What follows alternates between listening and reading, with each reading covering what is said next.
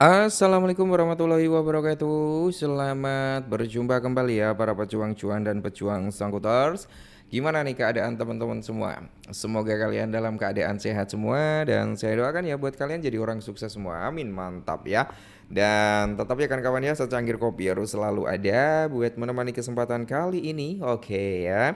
Di kesempatan kali ini kan kalau kita lihat bersama-sama nih udah mantap jiwa ya teman-teman ya, market cap udah kembali lagi di area 4 triliun dolar. Sedangkan kita lihat dari indeksnya altcoin teman-teman ya. Dia di area 34 berarti ada kenaikan sekitar 4 poin. Price-nya Bitcoin juga naik teman-teman ya sekitar 1% dan semoga saja nanti saat kalian melihat ini price daripada Bitcoin udah di atas 120.000 US dollar. Amin. Nah, Ethereum teman-teman ini udah menguat gila banget Ethereum ya. 8% brother. Ethereum ini menandakan wah, ini uang yang tadinya lari semua ke Bitcoin ini udah turun nih sekian persen ke Ethereum nih. Tanda-tandanya apa? Iya, mungkin kita sebentar lagi akan melihat di namanya all session. Oke, semoga. Nah, secara overall di sini market dalam kondisi yang cukup bagus ya. Ijo royo-royo mantap jiwa yang sempat ambil hyperliquid saat harganya di kepala 30 ribuan teman-teman udah full senyum semua. Sui juga sama ya. Nah, terus di sini kalau kita lihat secara overall ini ijo royo-royo teman-teman ya. Mantap jiwa dan ya sesuai dengan requestan teman-teman ya. Minta dibahaskan tentang Picoin lagi kita akan bahas. Kita akan bahas lagi apakah Picoin ini akan bisa recover rebound naik ataukah dia akan cenderung mengalami penurunan lagi. Kita langsung gaskan aja.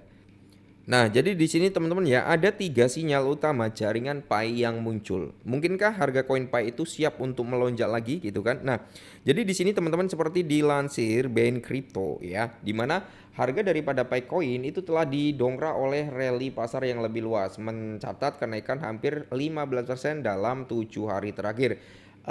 Kecepatan yang belum pernah terlihat oleh para pedagang selama lebih dari sebulan. Nah, awal Agustus menunjukkan tanda-tanda kekuatan dan sekarang tiga indikator teknis utama semuanya menunjukkan sinyal bullish. Ketika beberapa sinyal bergabung, peluang terjadinya pergerakan yang kuat meningkat, tetapi itu hanya terjadi jika ada kelanjutan momentum. Oke. Yang pertama itu adalah kenaikan ADX menunjukkan tren koin Pi semakin kuat.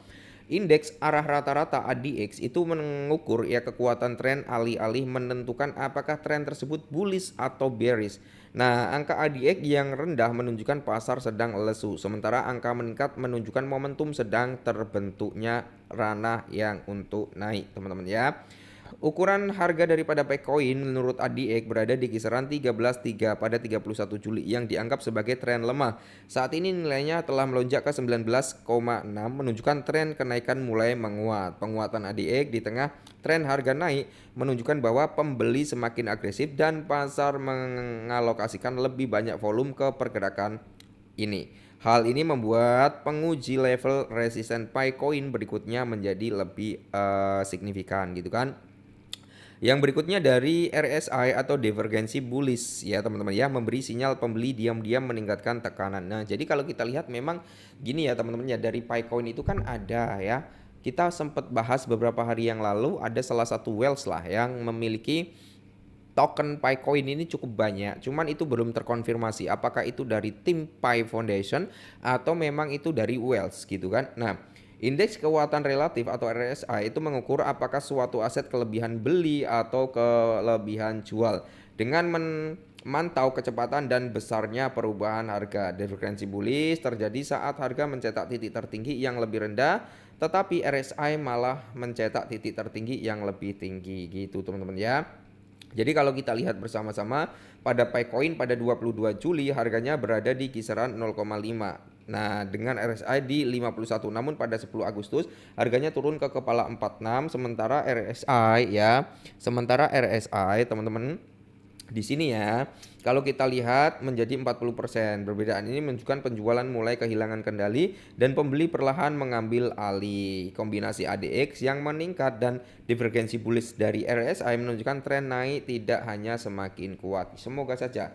Terus kalau kita lihat dari grafik 4 jam itu menunjukkan koin Pi telah dalam struktur bullish. Pada grafik 4 jam, Pi koin bertahan dalam pola segitiga menaik Pola kelanjutan bullish yang merupakan indikator bullish kedua, ya kan. Harga PAI tetap berada di atas rata-rata pergerakan eksponensial MA20 ya, periode garis merah MA100 periode biru muda yang menandakan kekuatan tren jangka pendeknya, teman-teman ya. Jadi di sini kalau kita melihat elemen utama grafik yang perlu diperhatikan setelah persilangan terjadi atau terjadinya yang namanya pola golden cross ya teman-teman ya. Terobosan ke atas naik sampai 41 dan 43 dapat membuka peluang untuk rally yang lebih tajam.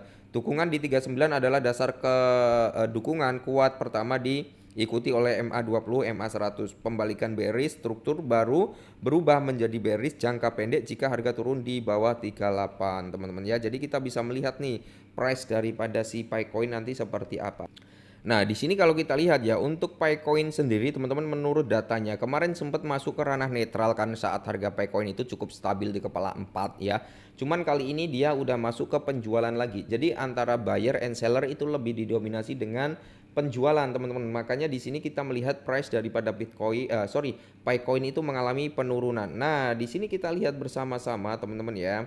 Kalau kita lihat kemarin sempat kita bahas sih sebenarnya ya, dan ternyata dia breakdown kembali. Oke, kemarin dari time frame 4 jam ya, karena kita mengukur garis Fibonacci retracement di area 4 jam teman-teman ya. Dimana di sini kita bisa melihat sebenarnya Picoin itu udah terjadi yang namanya koreksi. Kita hapus dulu ya ini biar bersih. Nah, di sini dia mencoba untuk rebound kembali. Nah, coba kita lihat teman-teman seberapa jauh dia kuat untuk naiknya. Ini untuk jangka pendeknya, teman-teman. Jadi kita bisa bermain secara scalpingan di sini ya. Oke, jadi teman-teman semisal kemarin sempat masuk ya di ranah kepala 37 kan, teman-teman bisa lihat sendiri target daripada Picoin itu ada dua titik. Yang pertama di 382 untuk jangka pendeknya itu pas di area resistennya itu di kisaran harga berapa ya? 3 kepala 0382 itu di kisaran harga kepala 40 teman-teman ya. Terus yang kedua di sini ada di area netralnya dia yaitu di kepala 42 dan di golden rasionya dia itu di kepala berapa? 43 teman-teman. Ini adalah target jangka pendeknya. Jika momentumnya dia masih kuat naik teman-teman ya, dia bisa menyentuh di area golden rasionya dia, maka di sini dia ada peluang nih untuk breakout. Untuk breakout ngebreak area resistennya. Kalau dia ngebreak area resistennya, maka next target berikutnya adalah di kisaran harga sini teman-teman ya. Di kepala 52 bahkan bisa juga sampai di kepala 6 ya. Ini target untuk jangka pendeknya dan semoga saja harga daripada Picoin bisa sampai ke harga situ teman-teman ya. Dan di sini kalau kita lihat secara overallnya teman-teman ya, untuk jangkanya kita ambil dari sini aja. Oke, kita lihat swing high-nya di sini dan dia udah tertahan di area 0,61. Jadi Picoin udah tertahan di area 0,61, waktunya dia untuk breakout dulu. Apakah dia breakout itu akan ngejebol di area 0,5 meneruskan kenaikannya sampai di kepala 236 itu pas di area resistennya. Ini kalau kebalikannya seperti itu dan semoga saja price yang kita harapkan bisa terjadi teman-teman. Cuman kalau dia mau breakdown lagi ya kita harus waspada, siap-siap sampai di kisaran kepala 36 teman-teman ya. Kemungkinan area itu 36 itu bisa menahan. Jadi kalau teman-teman mau DCI bisa ambil DCI di kepala 36. Oke, mungkin ini dulu sedikit informasi. Semoga bermanfaat, tetap semangat dan salam